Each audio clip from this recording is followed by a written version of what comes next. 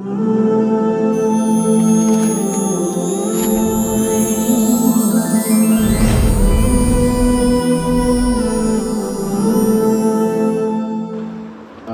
بالله من الشيطان الرجيم. بسم الله الرحمن الرحيم. مثلهم كمثل الذي استوقد نارا فلما أضاءت ما حوله ذهب الله بنورهم وتركهم في ظلمات لا يبصرون صم بكم عمي فهم لا يرجعون أو كصيب من السماء فيه ظلمات ورعد وبرق يجعلون أصابعهم في آذانهم من الصواعق حذر الموت والله محيط بالكافرين يكاد البرق يخطف أبصارهم كلما أضاء لهم مشوا فيه وإذا أظلم عليهم قاموا ولو شاء الله لذهب بسمعهم وأبصارهم إن الله على كل شيء قدير. صدقت يا ربنا ويا رب العالمين.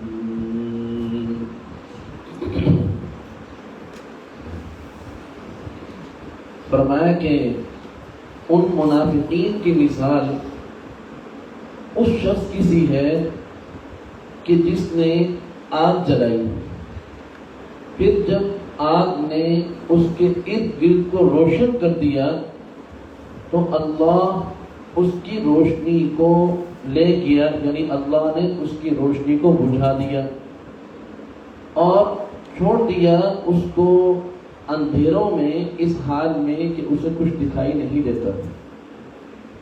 وہ منافقین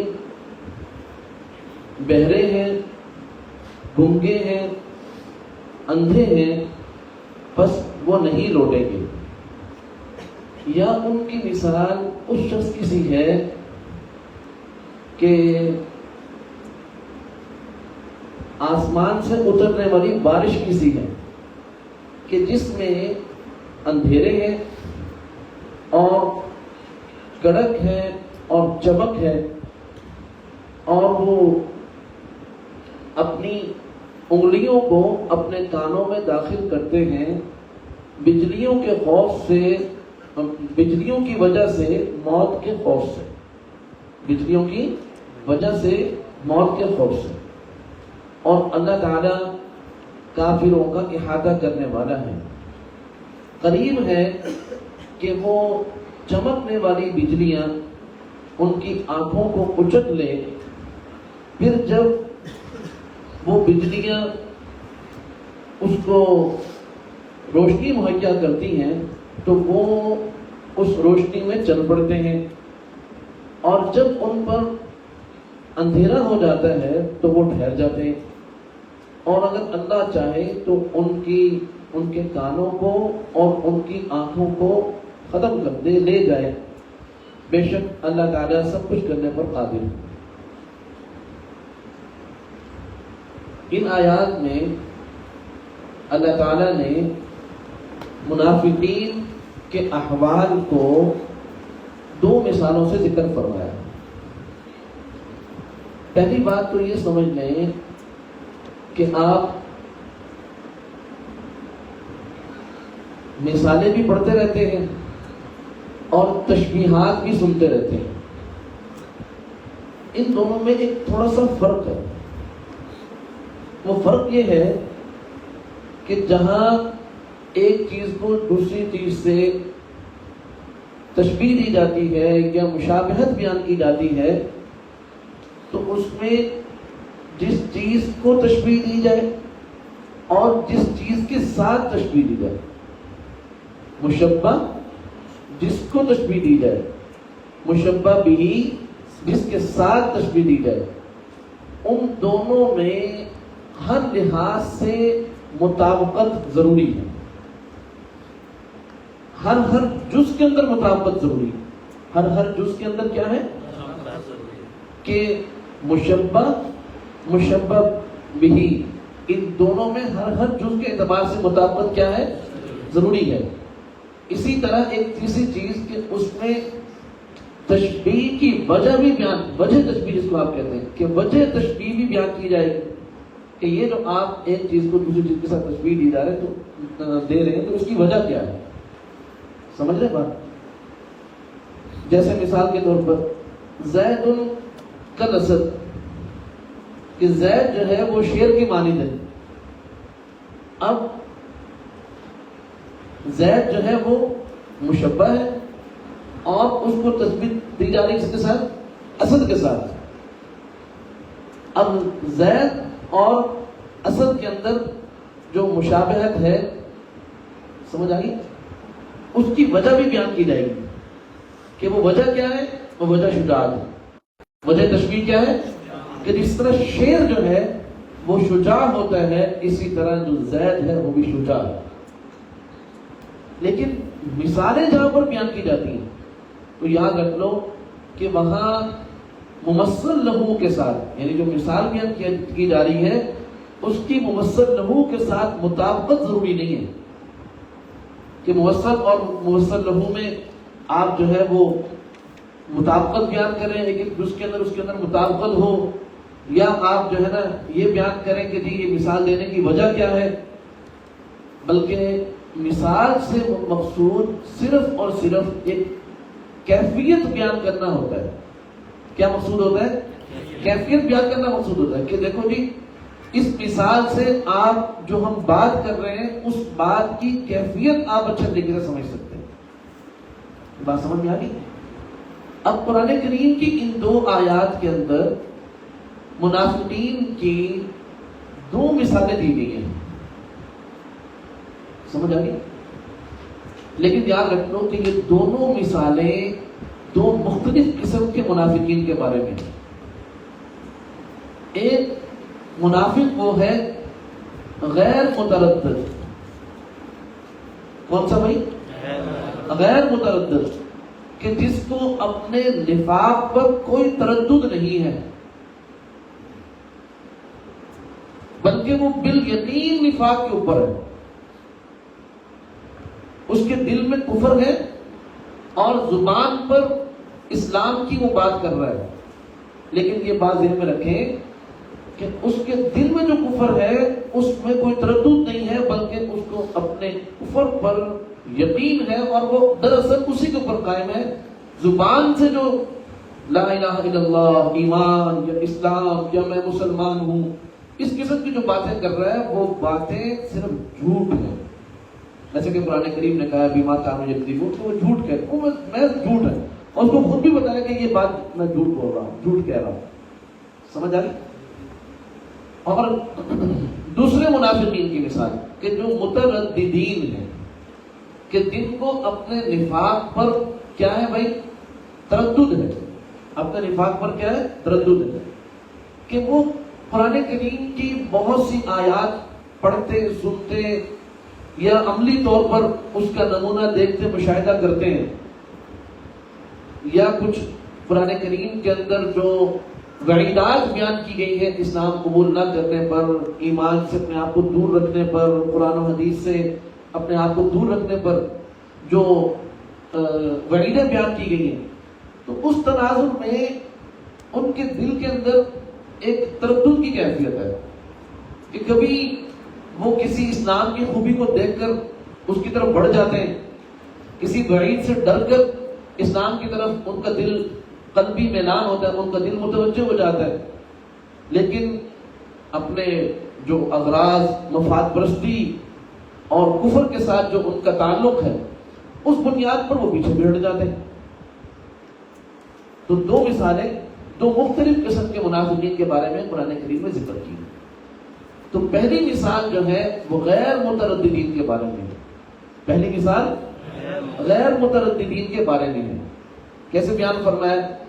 فرمایا کہ ایسے منافق، یعنی یہ اب تو ہم تفسیر کر رہے ہیں نا، ترجمہ نہیں کر رہے، کہ ایسے منافق کہ جو غیر متردد ہیں، ان کی مثال اس شخص کی سی ہے کہ جس نے آگ جلائی.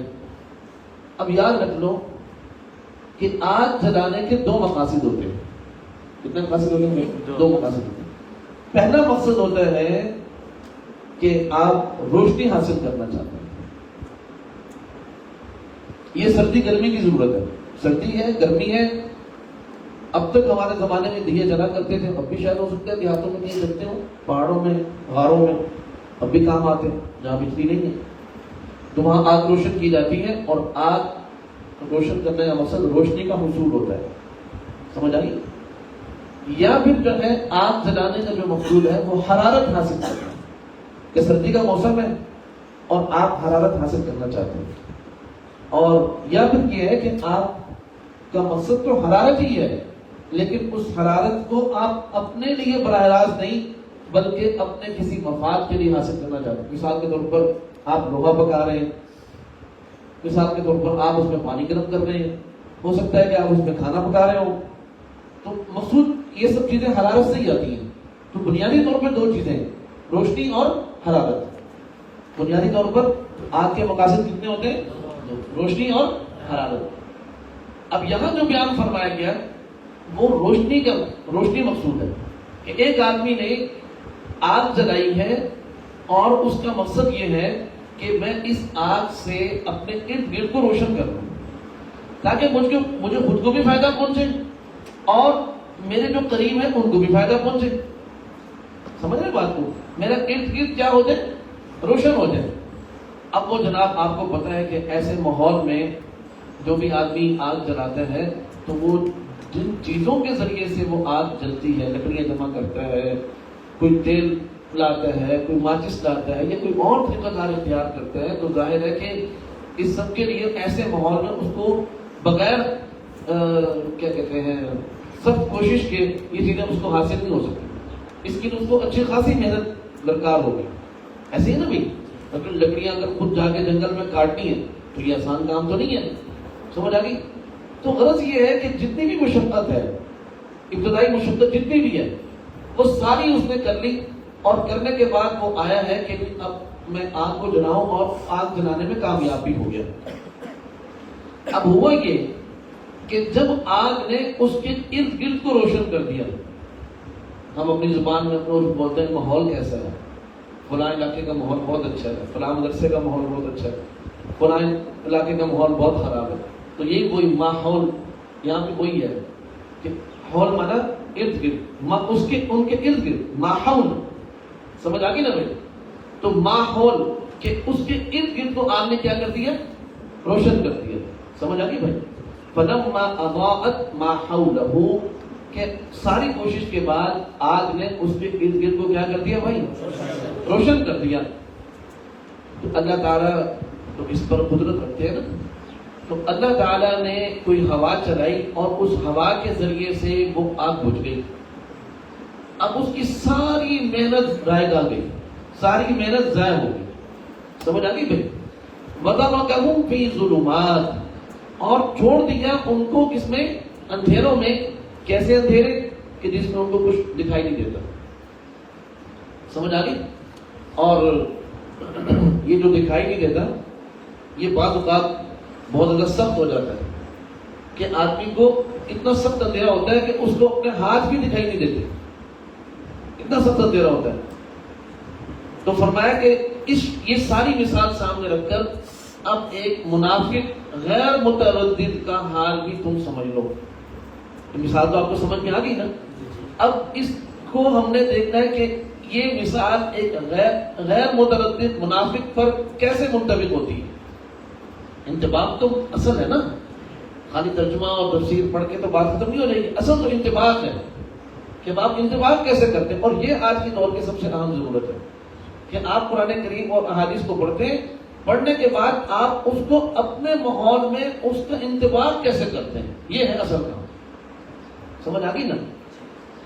اب سمجھو، فرمایا کہ اس منافق نے جو کہ غیر متردد ہے، اس نے لا الہ الا اللہ کی روشنی صرف زبان سے کہا ہے، دل سے نہیں کہہ رہا ہے، لیکن فرمایا کہ صرف زبان سے بھی لا الہ الا اللہ کہنا ایک روشنی ہے،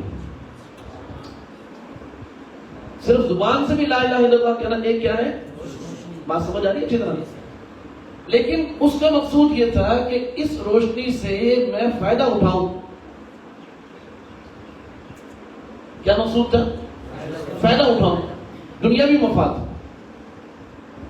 مجھے تحفظ مل جائے، میری اغراض پوری ہو جائیں، میرا مالی مفاد پورا ہو. یہ سمجھ میں آ گئی؟ یہ لا الہ الا اللہ جو ایک گویا کہ اس نے ایک روشنی مہیا کی تاکہ وہ اس کے ذریعے سے اپنے مفادات اکٹھے کر سکے.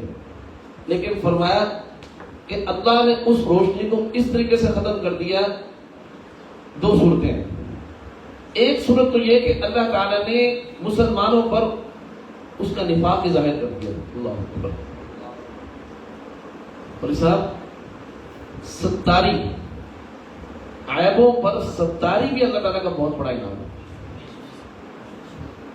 اب میرے بہت سے عیوب ہیں، لیکن اللہ تعالیٰ نے ان کو اپنے سامنے رکھا ہوا ہے، آپ کے سامنے نہیں ہے.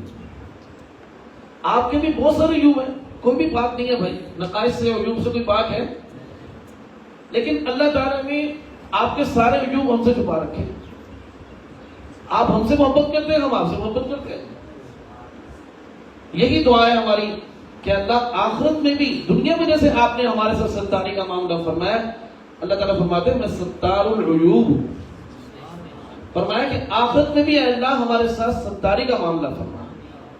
تو اب منافقین کے ساتھ اللہ تعالیٰ نے یہ، کسی منافق کے ساتھ اللہ یہ معاملہ کرے، یا کسی فاسق فاجر کے ساتھ اللہ تعالیٰ ایسا معاملہ فرما دیں کہ اس کو دنیاوی سزا بھی دے دیتے ہیں کہ اس کو اللہ تعالیٰ لوگوں کے سامنے اس کے عیوب کو ظاہر فرما دیتے ہیں، وہ کسی کو منہ دکھانے کے قابل نہیں رہتا.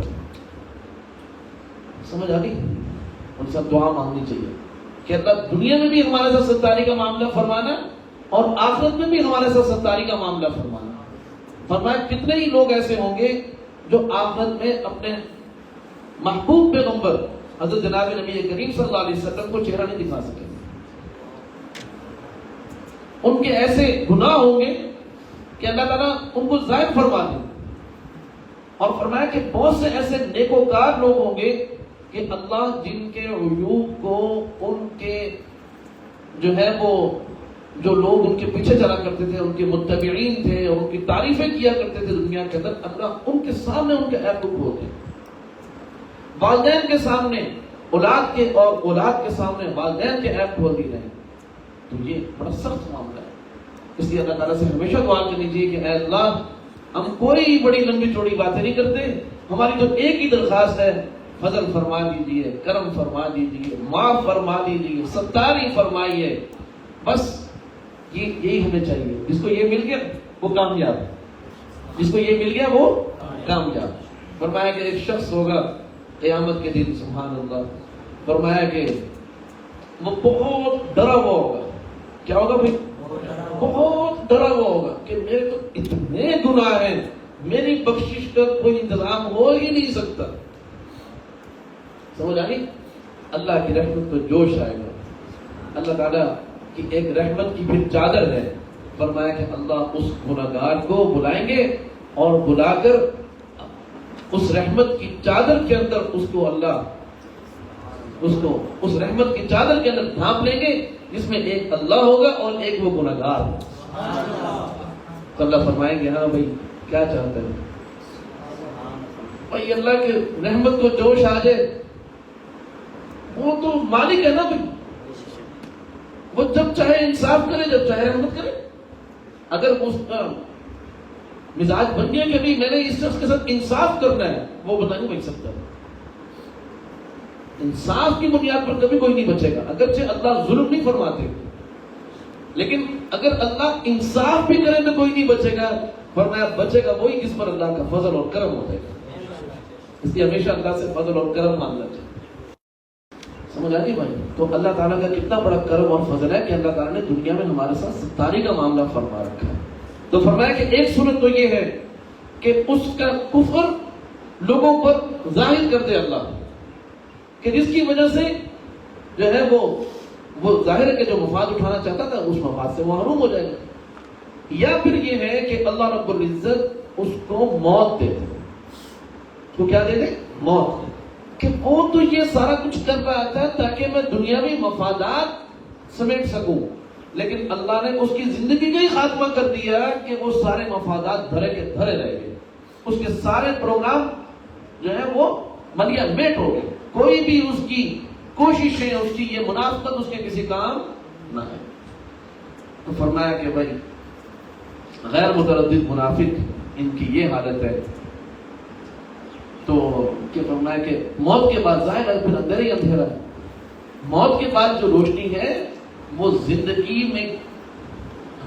زندگی میں ایمان کا اقرار، وہ موت کے بعد کی روشنی ہے.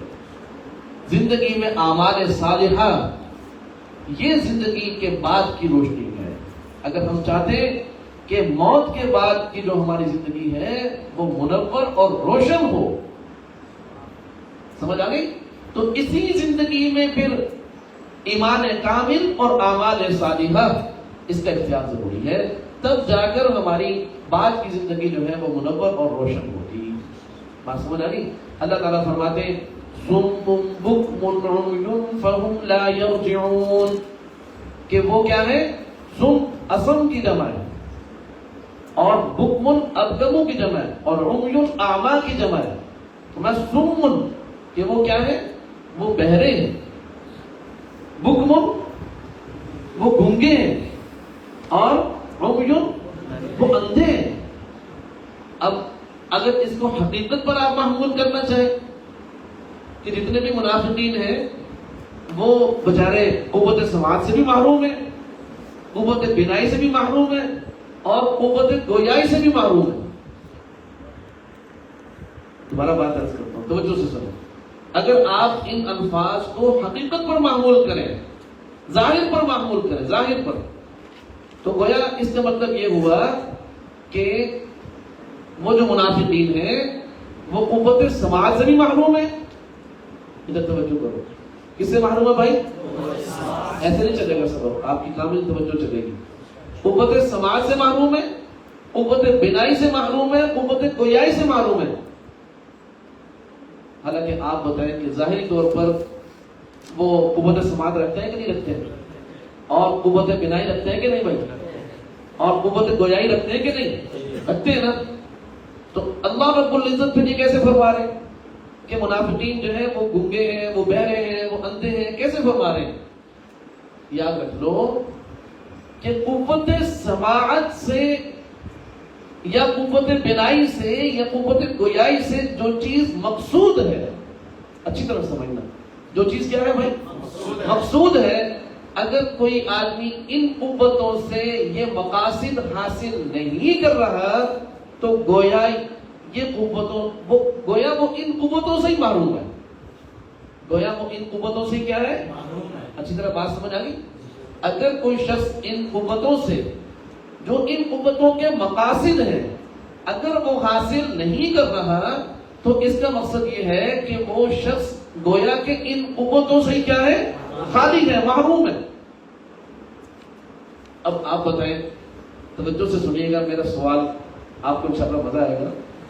آپ بتائیں کہ قوت سماعت سے جو چیز مقصود ہے وہ یہ ہے کہ جو بات اسے کہی گئی ہے اور اس نے سنی ہے وہ بات اس پر اثر بھی کرے، یہ اس بات کا اثر بھی لے. یہ اس بات کا کیا لے بھائی؟ اثر لے. جو یہ دیکھ رہا ہے اپنے اس دیکھنے کا جو اثر اس کو لینا چاہیے وہ اثر بھی لے. جو اسے بولنا چاہیے وہاں پر یہ بولے بھی صحیح، اس بولنے کا اثر جو ہے وہ اپنے اندر جذب کرے. سمجھ رہے بات کو؟ اب اگر ایک شخص سن رہا ہے، اگر ایک شخص سن رہا ہے لیکن اثر نہیں لے رہا، سن رہے ہو؟ اگر ایک شخص سن رہا ہے لیکن اثر نہیں لے رہا تو ہم کیا کہتے ہیں؟ یہ سن ہی نہیں رہا۔ آپ ایک طالب علم کو کہتے ہیں کہ بھائی یہ کام نہ کیا کرو، آپ نے آج بھی کہا، کل بھی کہا، پرسوں بھی کہا، پچھلے سال بھی کہتے رہے، وہ پھر وہی کام کرتا ہے۔ آپ کہتے ہیں یار تو سنتا ہی نہیں ہے، بہرا ہے کیا؟ بہرا ہے تو سنتا نہیں ہے، حالانکہ وہ سن رہا ہے لیکن جو بات اس کے فائدے کے لیے اس کو کی جا رہی ہے اس کا اثر نہیں لے رہا، تو ہم کہتے ہیں تو سنتا ہی نہیں۔ اسی طرح ایک آدمی وہ دیکھ رہا ہے لیکن اس کا دیکھنا نہ دیکھنا برابر ہو چکا ہے، اس سے کوئی فائدہ حاصل نہیں کر رہا۔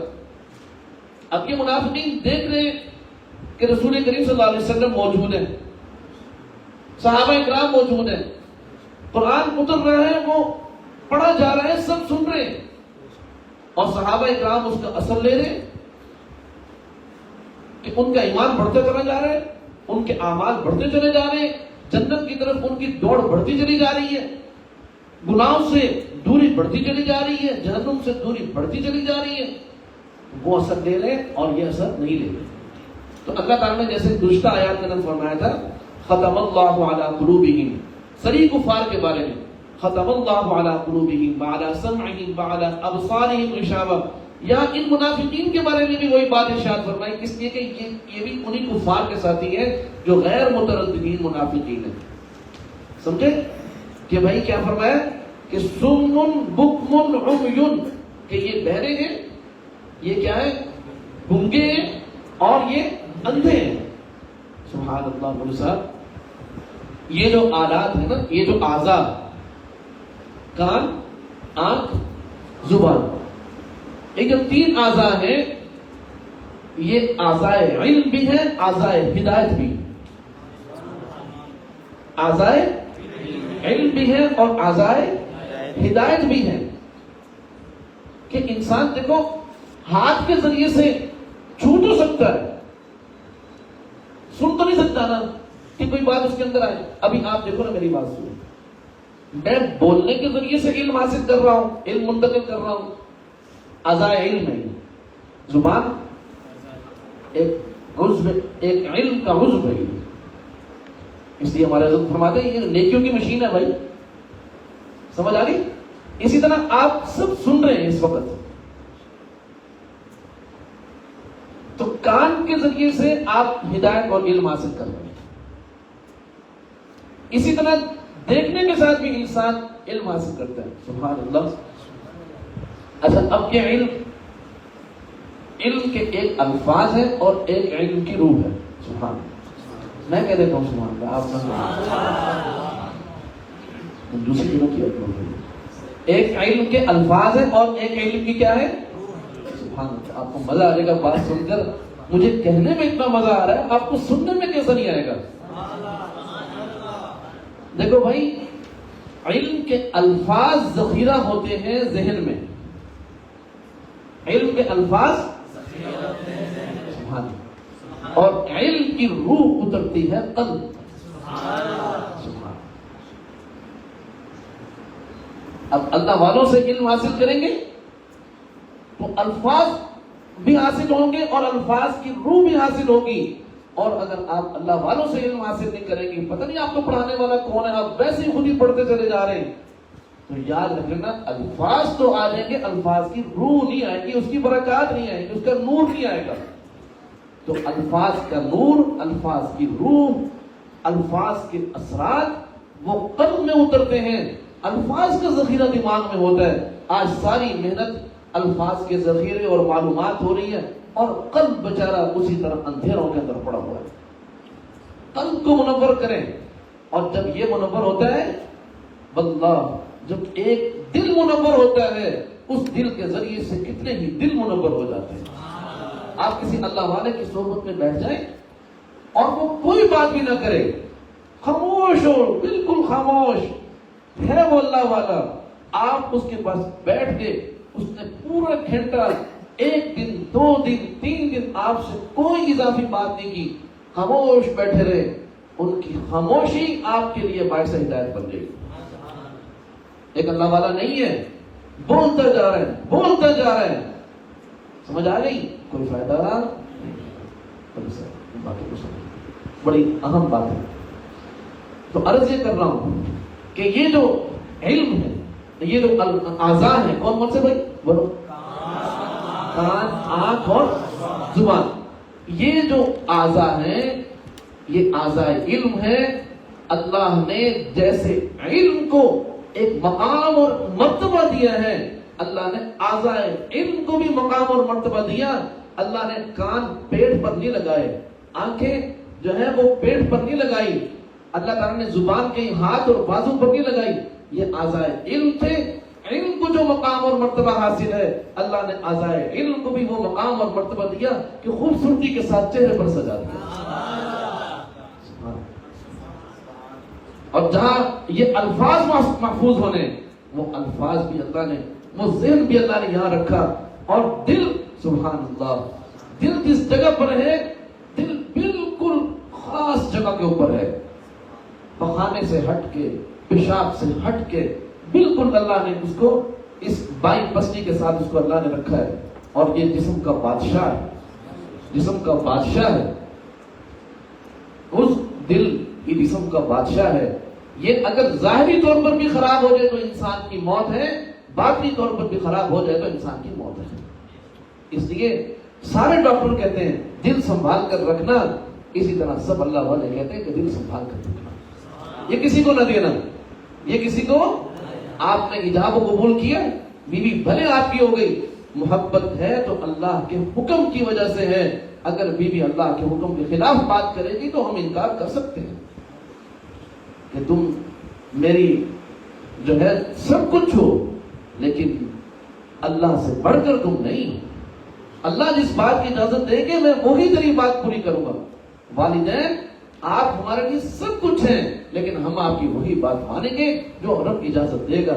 اور رب کی اجازت نہیں ہوگی, میں آپ کا غلام ہوں, آپ کے لیے کٹ مر سکتا ہوں, آپ کی خدمت میں ساری رات کھڑا ہو سکتا ہوں, لیکن اللہ کے حکم کے خلاف کوئی بات آپ کی نہیں مان سکتا. یہ ہے دل کی اصلاح. تو فرمایا کہ سمن بکمن عمیٌ, سمجھ آ گئی, فہم لا یرجعون, کہ بس وہ ہدایت وہ نہیں لوٹیں گے. یعنی وہ یاد رکھنا مولی صاحب, گناہ کرنا برا نہیں, گناہ کا ہو جانا, گناہ ہو بھی جاتا ہے, گناہ انسان کر بھی لیتا ہے, سمجھ آ گئی, یہ اتنا برا نہیں جتنا گناہ کے راستے سے پیچھے نہ آنا برا ہے. انسان گناہوں میں جائے نا بھائی, اور پلٹ کر رب کے پاس آ جائے کہ اللہ غلطی ہو گئی, پھر نہیں کروں گا. اللہ کہتا ٹھیک ہے میرے بندے, کوئی بات نہیں, کوئی بات نہیں, ہو گیا, تو بندہ ہے, خدا نہیں ہے, تو نبی نہیں ہے, تیرے سے غلطی ہو گئی, لیکن تم پلٹ کے تو میرے پاس ہی آیا, کوئی بات, اللہ اس کو معاف فرما دے. لیکن کوئی کہے نہیں میں جو کر رہا ہوں اگرچہ وہ گناہ ہے, لیکن میں اس کو صحیح سمجھتا ہوں, میں ترتا چلا جاؤں گا, پھر وہ بعض اوقات اتنا دور نکل جاتا ہے کہ اس کی واپسی نہیں ہوتی, پھر واپسی نہیں آ سکتا. اس کے مفادات ابھی آپ کو سمجھ میں نہیں آ رہی, ابھی آپ طالب علم ہیں, ہم نے لوگوں کو دیکھا ہے, میں خود ایسے لوگوں کو ذاتی طور پہ جانتا ہوں کہ جن کو پتہ ہے کہ ہم گہرے گٹر ٹوپ اندھیرے میں جا چکے ہیں, لیکن دنیا کے حال ان کے اوپر ایسے آ گئے کہ واپسی کا کوئی راستہ نہیں ہے. اب وہ ایمان اور نیکی طبقے کی طرف نہیں آ سکتے. اس لیے بھائی اگر تھوڑی سی رب سے دوری ہو جائے, واپس آنے کی کوشش کرو, واپس آنے کی کوشش کرو بھائی. اور توبہ کا دروازہ اللہ نے کبھی بند نہیں کیا. باہر نکل گئے تھے نا اس دروازے سے, اس دروازے سے باہر نکل گئے تھے نا, کوئی بات, دروازہ بند نہیں, آج تمہارے آنے کی دیر ہے. میں کبھی بھی دروازہ بند نہیں کرتا, اللہ کا دروازہ کبھی بند نہیں کرتے. ایک شخص مجھے کہنے لگا کہ اللہ تعالیٰ کے دروازے پر دستک دو تو وہ کھول دیتا ہے. کیسی باتیں کرتے ہو, دستک دینے کی ضرورت ہی نہیں ہے, اس کے دروازے تو کھول رہے, تم آنے کی فکر کرو, بس تم آنے کی کوشش کرو. وہ تو انتظار میں بیٹھے ہوئے, وہ تو کبھی بھی انسان کو بیگانہ نہیں فرماتے، انسان خود اپنے آپ کو بیگانہ بناتا ہے۔ بہرحال اللہ تعالیٰ ہم سب کی حفاظت فرمائے۔ آگے کیا فرمایا؟ او کصیب من السماء، یا پھر جو ہے وہ اس غیر جو مترددین منافقین ہیں، مترددین منافقین، فرمایا کہ ان کی مثال جو ہے ایسی ہے جیسے کہ آسمان سے اترنے والا پانی، کہ اس کے اندر کیا ہے؟ اندھیرے ہیں۔ اس کے اندر کیا ہے صاحب؟ اندھیرے ہیں، ورعد اور کڑک ہے، وبرق اور چمک ہے، یجعلون اصابعہم، وہ اپنی انگلیوں کو اپنے کانوں میں ڈالتے ہیں بجلیوں کی وجہ سے، موت کے خوف سے، بجلیوں کی وجہ سے، موت کے خوف سے۔ اور فرمایا کہ اللہ کافروں کا احاطہ کیے ہوئے ہے۔ اب سمجھو بات کو کہ بھائی ایک شخص ہے، وہ کہیں جا رہا ہے، رات کا وقت ہے، اب رات کا اندھیرا، کچھ راتیں ایسی ہوتی ہیں کہ جو روشن ہوتی ہیں، آدھا مہینہ تقریباً ایسا گزرتا ہے کہ راتیں روشن ہوتی ہیں، اور آدھا تقریباً مہینہ ایسا ہوتا ہے کہ جس میں راتیں اندھیری ہوتی ہیں، اور بعض راتیں ایسی ہوتی ہیں جو بہت سخت اندھیری ہوتی ہیں۔ تو ان سے وہی مراد ہے فیہی ظلمات، کہ اس میں طرح طرح کے اندھیرے ہیں۔ ایک اندھیرا تو خود رات کا اندھیرا، پھر ورعد، اور اس میں کیا ہے کہ بھائی بادل آ گئے۔ اب بادل خود اندھیرا کر دیتے ہیں، آپ کو پتہ ہے دن میں بھی بادل آ جائیں تو اندھیرا ہو جاتا ہے، پتہ ہے کہ نہیں؟ اور بھائی اس میں کڑک پیدا ہو گئی، اور اس کے اندر جو ہے وہ چمک پیدا ہو گئی، سمجھ آ گئی؟ اب وہ آدمی، وہ شخص جا رہا ہے، تو اس نے اس صورتحال سے بچنے کے لیے کہ کہیں یہ جو آسمانی بجلی ہے یہ کہیں مجھ پر نہ گر جائے، اور کہیں یہ میری موت کا سبب نہ بن جائے، میری ہلاکت کا سبب نہ بن جائے۔ اب اس نے کیا کیا کہ اپنے آپ کو اس نے بچانے کے لیے اپنی جو انگلیاں ہیں، یہاں انگلیاں بولی گئی ہیں لیکن کل بول کر جز مراد ہے، اس لیے کہ کان کے اندر پوری انگلیاں تو نہیں جاتی نا بھائی، انگلیوں کے پورے جاتے ہیں، تو پورے مراد ہیں۔ کیا مراد ہے بھائی؟ پورے مراد ہیں، کہ اب وہ بچنے کے لیے جو ہے کہ بھئی نہ میں یہ ان بادلوں کی کڑک اور یہ ان کا شور نہ میں یہ سنوں گا، اور نہ یہ میری ہلاکت کا ذریعہ ہوگا۔ بتاؤ بھائی یہ چیز کو ہلاکت سے بچا سکتی ہے؟ جیسے بلی جو ہے، کبوتر جو ہے وہ بلی کو دیکھ کر آنکھیں بند کر لیتا ہے، بلی چھوڑتی ہے اس کو۔ یہ ایک موہوم سی اور ایک انتہائی لاشعوری کے اندر کی ہوئی تدبیر ہے، یہ انسان کو بچا نہیں سکتی، بات سمجھ میں کمزور تدبیر ہے۔ اب وہ موت سے بچنے کے لیے انگلیاں ڈال رہا ہے، تو فرمایا کہ اللہ تو کافروں کا احاطہ کیے ہوئے ہے۔ اس مثال کو دے کر اللہ تعالیٰ نے سمجھا دی بات کہ بھائی دیکھو جس طرح یہ شخص ہے، یہ اپنی کمزور اور لاچار اور ایسی موہوم قسم کی تدبیروں سے اپنے آپ کو بچا نہیں سکتا، ایسے ہی فرمایا کہ جو غیر متردد منافق ہے وہ طرح طرح کے اندھیروں کے اندر ہے، طرح طرح کے کیا ہے؟